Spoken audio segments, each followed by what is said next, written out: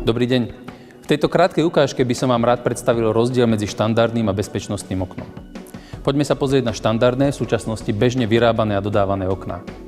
Nedeliteľnou súčasťou každého okna je okenné kovanie, ktoré zabezpečuje otvorenie okna, rôzne spôsoby vetrania celého okna, ako aj správne uzatvorenie okna. Pre zaistenie bezpečnosti vášho domova je ale nevyhnutné, aby okno bolo odolné voči násilnému vniknutiu. Toto zabezpečuje v prvom rade okenné kovanie.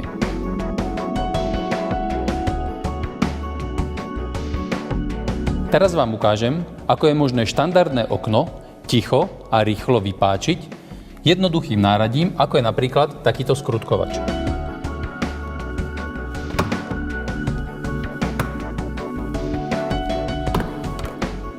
Hotovo. Skrutkovač a pár sekúnd. Keby ste spali na poschodí, ani by ste ma nepočuli.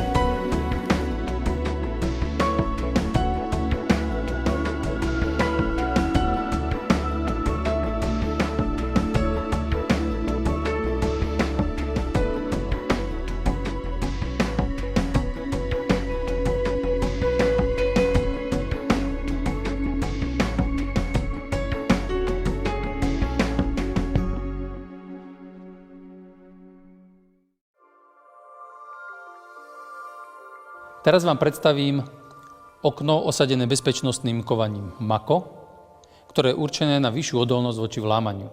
Už na prvý pohľad je toto okno iné, a to hlavne použitím bezpečnostnej kľučky Mako s blokovacím tlačidlom.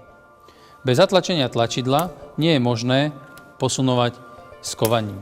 Samozrejme, všetky základné funkcie okna, ako je otvorenie, poprípade iné spôsoby vetrania, sú takisto možné, ako aj pri štandardnom okne. Základom celej bezpečnosti Mako IS je bezpečnostný čap hrybikového tvaru a takisto bezpečnostný protikus.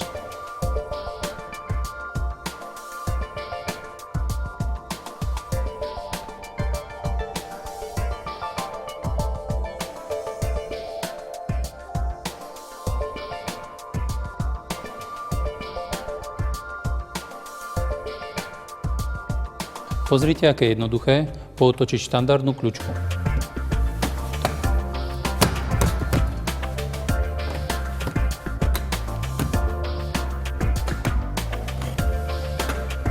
Len pár sekúnd.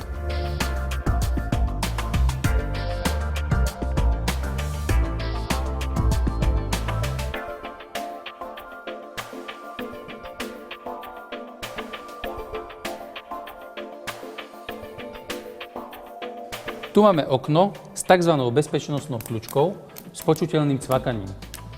Aj takúto kľučku je možné relatívne jednoducho prekonať pomocou vrtačky a ohnutého drôtu.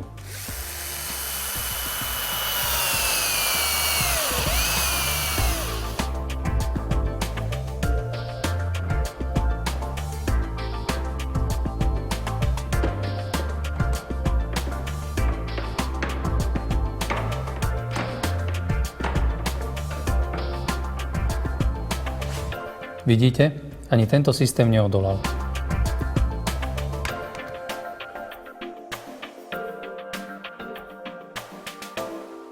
Teraz vám ukážem bezpečnostný test kovania Mako IS v praxi. Na začiatku použijem už náš známy skrutkovač.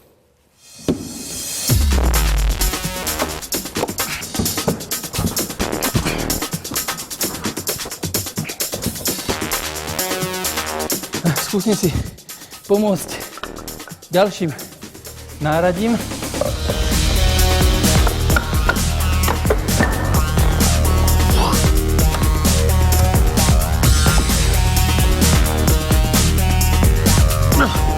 Ani toto náradenie je dostatočné, tak skúsim použiť ešte agresívnejšie.